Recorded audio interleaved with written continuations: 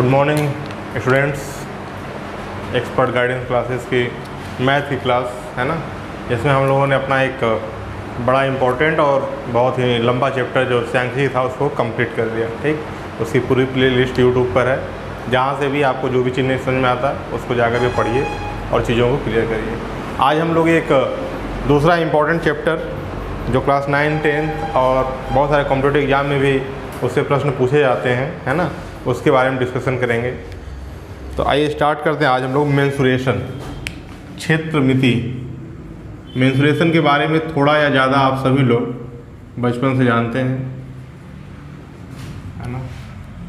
बचपन में ही जब गणित अपना विस्तृत रूप लेता है, जब विस्तार लेता है, तो एक चीज़ जो शुरू होती है लंबाई और चौड़ाई, और दूसरी चीज़ उसके साथ आ जाता है क्षेत्रफल, है ना।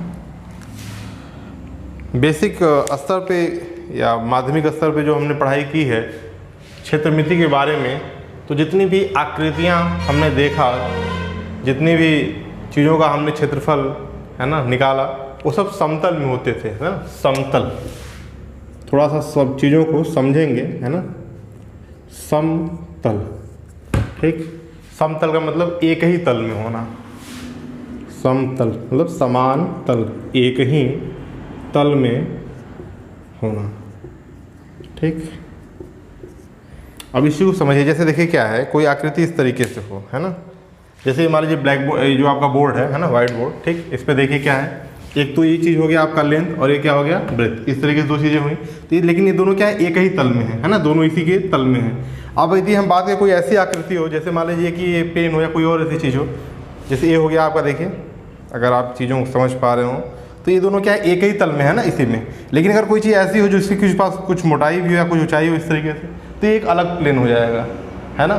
तो ये समतल नहीं होगा अगर कोई आकृति इस तरीके से है, यानी जो आकृतियाँ आज तक आपने पढ़ा था, है ना, जैसे मान लीजिए आयत को, है ना। अच्छा, ऐसी कोई वस्तु होती नहीं, ये केवल आकार होता है, ध्यान रखिएगा, है ना। मतलब किसी वस्तु का एक सरफेस होता है ऐसा, ठीक। तो ये हो गया आपका आयत। अभी हम इसकी बात कर लेंगे, इसको आयत क्यों कहते हैं, ना। जानते आप लोग होंगे, फिर भी थोड़ा बहुत डिस्कशन ज़रूरी है, चीज़ें भूल जाती हैं। ये है आपका वर्ग,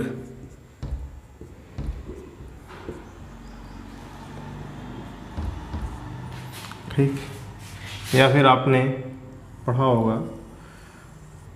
अब इसको मानना पड़ेगा आपको कि ये क्या है, आपका वृत्त है, सर्किल, है ना, ठीक। या आपने ट्रायंगल देखा, त्रिभुज, है ना।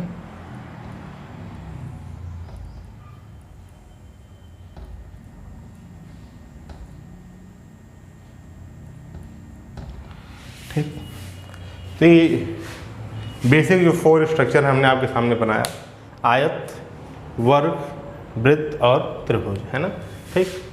अब देखिए, अब तक आपने इसके बारे में पढ़ा, तो इसमें देखिए जो भी चीज़ें क्या हैं, एक तो क्या है लेंथ ब्रेथ, मतलब इस तरफ एक प्लेन है, एक प्लेन, अब दोनों क्या है, एक प्लेन में है ना, तो समतल में है, ठीक है।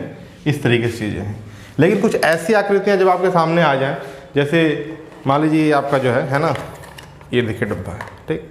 तो अब इसमें देखिए क्या है, एक प्लेन तो ये हो गया आपका, है ना, दूसरा प्लेन ये हो गया, ठीक, तीसरा प्लेन क्या है, इसके अंदर की तरफ, यानी ये वाला सरफेस, ठीक है। तो ये समतल में नहीं है ना, इसके सारे जो हैं बीमाएँ जो हैं क्या है, अलग अलग है ना। तो यहीं से एक कॉन्सेप्ट आता है 2D और 3D का, 2D एंड 3D, इस तरीके से लिख लेते हैं, है ना, 2D एंड 3D, ठीक, 2 डायमेंशनल और 3 डायमेंशनल, द्विविमीय आकृतियाँ और त्रिविमीय आकृतियाँ, ठीक। तो अभी तक आपने जो पढ़ा था वो द्विविमीय आकृतियों के बारे में हमने पढ़ा था, है ना। आइए एक बार रिवीजन कर लेते हैं। आयत, तो जिसके आमने सामने की भुजाएं क्या हो, इक्वल हो, है ना, आमने सामने के साइड्स क्या हो, आपस में इक्वल हो, जैसे ये भुजा इसके बराबर, ये भुजा इसके बराबर, और बाकी इसके सारे एंगल जो है क्या है, 90 डिग्री हो, एंगल क्या हो, 90 डिग्री हो, मतलब राइट एंगल होना चाहिए, तभी जाकर के आयत कहलाएगा, है ना। नहीं तो आमने सामने की भुजा बराबर होगी, ठीक है, तो चतुर्भुज भी हो सकता है ना। तो ये आप ध्यान रखेंगे, जब आयत एक प्रकार चतुर्भुज होता है, लेकिन आयत के लिए क्या होना चाहिए, चारों भुजाएं, सॉरी आमने सामने भुजाएं आपस में बराबर होने चाहिए, और चारों कोण कितने होने चाहिए, 90-90 अंश के होने चाहिए। जब हम स्क्वायर की बात करेंगे, वर्ग की बात करेंगे, तो वर्ग में चारों भुजाएं आपस में बराबर हो और चारों कोण 90-90 अंश के हों, ठीक है ना। इस तरीके से क्या हो जाएगा, आपका वर्ग हो जाएगा, है ना। ये आपकी सर्किल है, और सर्किल के लिए क्या एक शब्द जरूरी होता है, आर, रेडियस, है ना, ठीक। रेडियस को क्या कहते हैं हम लोग हिंदी में, त्रिज्या, ठीक। और 3 भुजाओं से घिरी हुई आकृति को हम क्या बोलते हैं, त्रिभुज बोलते हैं। त्रिभुज बेसिक स्तर पे आप देखें तो 6 टाइप्स के होते हैं ना। कोणों के आधार पर अलग विभाजन होता है और भुजाओं के आधार पर अलग विभाजन होता है ना। कोणों के आधार पर हम लोग जानते हैं कि समकोण त्रिभुज, अधिक कोण त्रिभुज और बृहद कोण त्रिभुज, इस तरीके से त्रिभुज होते हैं आपके। और भुजाओं के आधार पर आप देखिए तो समबाहु, समद्विबाहु और विषमबाहु त्रिभुज, है ना। तो इस प्रकार से उसका क्लासिफिकेशन होता है। तो अब देखिए यहाँ पे जब हम इन सब चीज़ों की बात करते थे तो एक शब्द आता था क्या, क्षेत्रफल, है ना, क्षेत्रफल। तो बेसिक चीज़ें देखिए आपको यहाँ पे पता होना चाहिए, है ना, ठीक, तभी आप चीज़ों को समझ पाएंगे। क्षेत्रफल निकालना होता था, तो क्षेत्रफल निकालने के लिए क्या करना होता था, यदि आपका ये लेंथ हो और ये आपका क्या हो, ब्रेड्थ हो, तो क्षेत्रफल क्या होता था, लेंथ इंटू ब्रेड्थ, है ना, लंबाई गुणे चौड़ाई, सिंपल फार्मूला होता था। और ये बेसिक फार्मूला है ना, ये क्या है आपका बेसिक फार्मूला है, इसको चेंज नहीं करेंगे, ठीक। अब देखिए वर्ग के लिए भी यही फार्मूला था, लंबाई इंटू लंबाई गुणे चौड़ाई ही, ठीक है। लेकिन चूंकि यहाँ पर क्या है, लेंथ और ब्रेड्थ दोनों क्या इक्वल ही है, तो इस सबको यार ऐसे लिख लेंगे, तो एल इंटू एल यानी एल स्क्वायर यानी भुजा स्क्वायर उसको बोल देते हैं हम लोग, ठीक है। बेसिक कॉन्सेप्ट वही है ना, लेंथ का ब्रेड्थ से मल्टीप्लाई होना चाहिए, ठीक। इस तरीके से आप यहाँ पर क्या करते हैं, एरिया निकाल लेते हैं।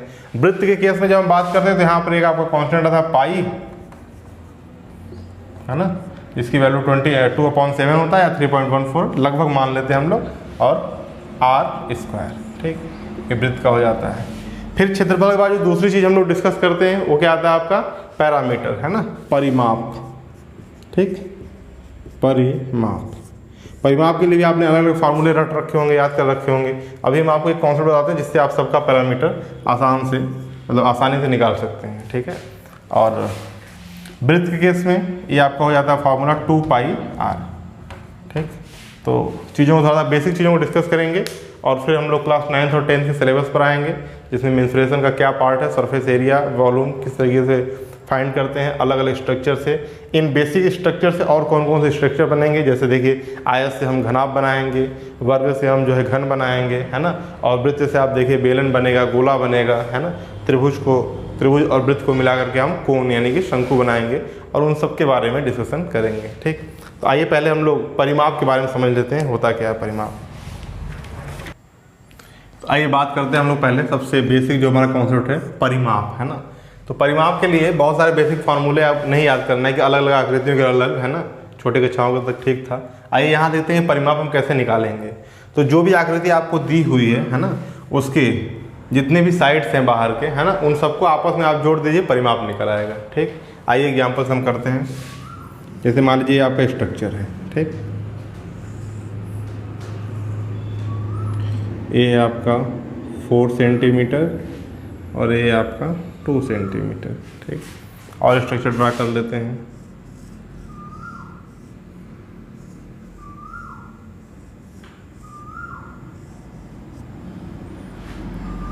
One centimetre, 2 centimetre, 1 centimetre,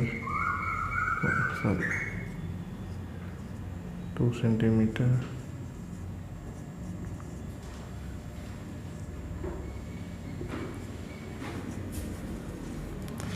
centimetre नहीं लिखते हैं केवल, है ना, अंकों को लिखते हैं, सारे वैल्यू आपका सेंटीमीटर में है, ऐसा एज्यूम कर लेना है हम लोगों को, ठीक। ये 1 हो गया, 1 1 2 2 2 2 2, ये 1 2।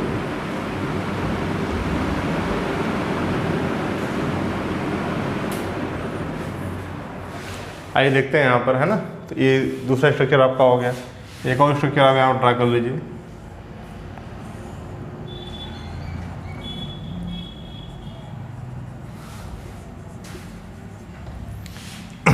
यहाँ आपको परिमाप निकालना है सब में, है ना।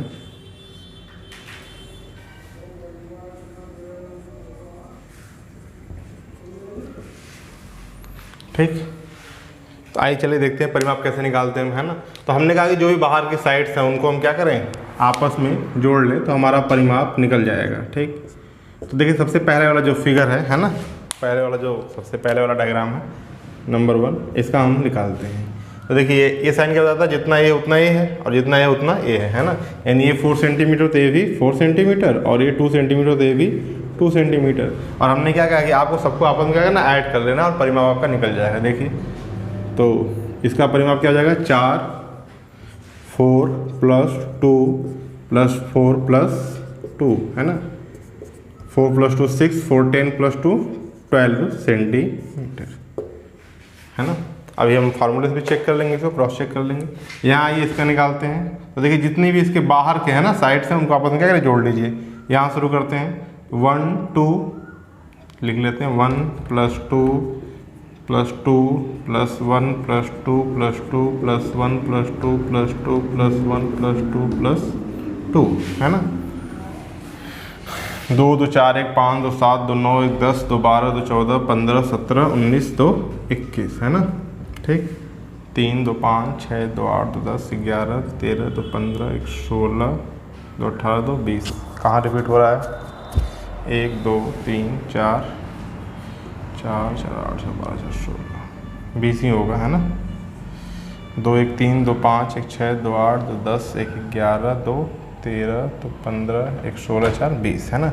ये आ गया आपका क्या, 20 सेंटीमीटर है ना। सबको आपने आपस में क्या कर दिया, ऐड कर दिया। ठीक, अब देखिए जो फार्मूला आपने याद रखा आयत का वर्ग का, अब इसके लिए कौन सा फार्मूला आप लगाएंगे है ना। जो बेसिक तरीका क्या है, बस आप बाहर के साइड्स को आपस में क्या करिए, जोड़ दीजिए, परिमाप आपका निकल जाएगा। यहाँ देखिए इस ट्रायंगल का परिमाप निकालने के लिए आप क्या करिए, 3 3 6 2 8 सेंटीमीटर। इस तरीके से कोई भी स्ट्रक्चर आपको दिया हुआ हो है ना, उसका आप ठीक परिमाप निकाल सकते हैं है ना। हाँ, वृत्त के लिए जो परिमाप होगा उसका फार्मूला आपको याद रखना होगा। वो क्या होता है आपका 2πr। तो जितना इसका रेडियस होगा उसको 2π से मल्टीप्लाई कर देंगे तो वहाँ आपका वृत्त का आ जाएगा। वो एक अलग केस है। ठीक, बाकी इस तरीके के है ना, चौकोर त्रिभुज जो भी आकृतियाँ कोर वाली दी जिसमें कोने हों है ना, उसका आप इस तरीके से निकाल सकते हैं। ध्यान रखिए जैसे कभी कभी ये स्ट्रक्चर से कंप्लीट कर देता है पूरा यहाँ से इस तरीके से, तो ये अंदर की भुजाओं को आपको नहीं करना है ना, और रिपीट नहीं होना चाहिए, इस बात का आप ध्यान रखेंगे तो परिमाप आप आसानी से निकाल लेंगे। ठीक है, आइए आयत के परिमाप का फॉर्मूला देख के चेक कर लेते हैं क्या होता है। आयत का परिमाप क्या होता है, 2 गुणित्ते लंबाई धन चौड़ाई, ऐसा आपने पढ़ा होगा। तो 2 गुणे लंबाई कितना है आपका, 2 + 4, तो ये कितना हो गया, 2 + 4 2 6 12 सेंटीमीटर। तो ये दोनों सेम आ गए है ना। तो चाहे आप फार्मूला करें चाहे इस तरीके से, फार्मूला का अपना एक लिमिटेशन है, एक सीमा है ना। जब स्ट्रक्चर बढ़ेगा तो फिर वो आपको दिक्कत करेगा, इसलिए आप इस बेसिक कॉन्सेप्ट को यूज करेंगे। आइए परिमाप पे क्वेश्चन भी करेंगे जो एग्जाम में पूछता है अक्सर है ना, इसको नोट कर लीजिए आप। यहाँ पर एक क्वेश्चन है आपका है ना कि 10 मीटर लंबी रस्सी को मोड़कर एक चतुर्भुज के आकार का घेरा बनाया गया है, चतुर्भुज का परिमाप क्या होगा। ठीक, तो इस क्वेश्चन में कुछ सॉल्व करने की ज़रूरत है, कुछ नहीं है ना। जितनी रस्सी की लंबाई होगी वही उसका क्या होगा, परिमाप होगा। ठीक है, अब एक रस्सी मान लीजिए इस तरीके से है 10 मीटर है ना। अब इसको मोड़कर चाहे आप सर्किल बना दें, इसको मोड़ चाहे आप ट्रायंगल बना दें, चाहे इसको मोड़ चतुर्भुज बना दें, जिस भी आकृति में आप चाहें इसको मोड़ें। ठीक है, परिमाप कितना आएगा, 10 मीटर ही आएगा सबको जोड़ने पर। तो इस टाइप के क्वेश्चन देखिए कॉम्पिटेटिव एग्जाम में पूछे जाते हैं अक्सर है ना। तो ये बस वही है कि बेसिक समझ आपकी कितनी है। सर्कल के लिए पूछा गया था कई बार एक क्वेश्चन में, 10 मीटर लंबी रस्सी को मोड़ करके वृत्त के आकार में परिवर्तित कर दिया गया उनके सिरों को मिलाते हुए, तो उस वृत्त का परिमाप क्या होगा है ना। तो उतना ही होगा जितना इस रस्सी की लंबाई होगी, चाहे उसको आप किसी भी आकार में मोड़े। हाँ, ओवरलैपिंग नहीं होना चाहिए, सिरे से सिरे मिलने चाहिए है ना। ओवरलैपिंग आप पढ़ेंगे तो रस्सी की लंबाई कम हो जाएगी, तो वहाँ पे आपका थोड़ा सा डिफर आएगा। तो ऐसा नहीं होता, वो बेसिकली आपसे ये पूछना चाहते हैं कि आपको इस चीज़ समझ है या नहीं है। तो देखते हैं आप आंसर बता देंगे कि भाई जितनी मीटर लंबी रस्सी है उसको आप किसी भी आकार में मोड़ लें है ना, उस आकार का जो परिमाप होगा उस रोप के लेंथ के इक्वल होगा। ठीक है, उस रस्सी की लंबाई के बराबर होगा है ना। तो यहाँ से एक छोटा सा ट्रिक आज हमने, ट्रिक क्या है मतलब कॉन्सेप्ट है, इसको समझा है ना। तो इस तरीके से आप इसको नोट कर लेंगे। देखिए यहाँ पर कुछ बेसिक स्ट्रक्चर है ना। जैसे आयत का क्षेत्रफल क्या होता है, लंबाई गुणे चौड़ाई, ये आपको पता होना चाहिए है ना। आयत का क्षेत्रफल क्या होता है, लंबाई गुणे चौड़ाई। ठीक, वर्ग का क्षेत्रफल क्या होता है, भुजा स्क्वायर। ये आपका अगर वर्ग हो तो भुजा गुणे, ये भी भुजा सारी भुजाएं आपस में क्या होती है इसकी बराबर होती हैं तो भुजा गुणे भुजा यानी कि भुजा स्क्वायर। वृत्त का क्षेत्रफल आपका क्या होता है, वृत्त की त्रिज्या क्या हो, आर हो, रेडियस आपका आर हो तो त्रिज्या होती है पाई आर स्क्वायर।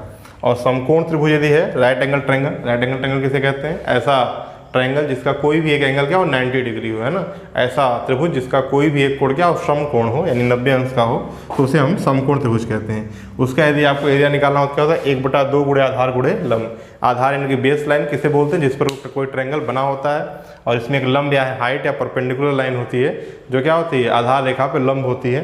तो ये जो लंबे अंश का कोण बनाया क्या होता है लंब होता है। और ये वाला जो साइड होता है इसको हम लोग क्या बोलते हैं, हाइपोथामस यानी कर्ण बोलते हैं। ठीक, तो अभी उसकी ज़रूरत नहीं है, 1/2 आधार गुणे लंब, है ना।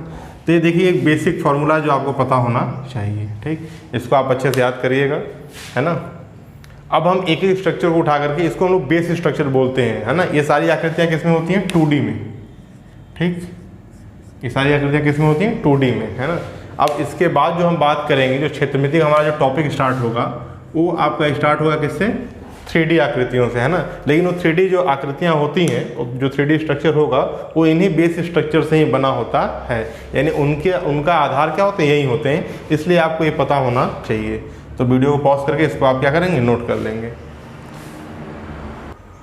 तो चलिए इसको आप लोग घर पे पढ़ करके एक बार, और 9th या 10th की जो प्रैक्टिस बुक है ना, पहले 9th का ही लेकर के आप करिए क्योंकि उसमें बेसिक से दिया हुआ है।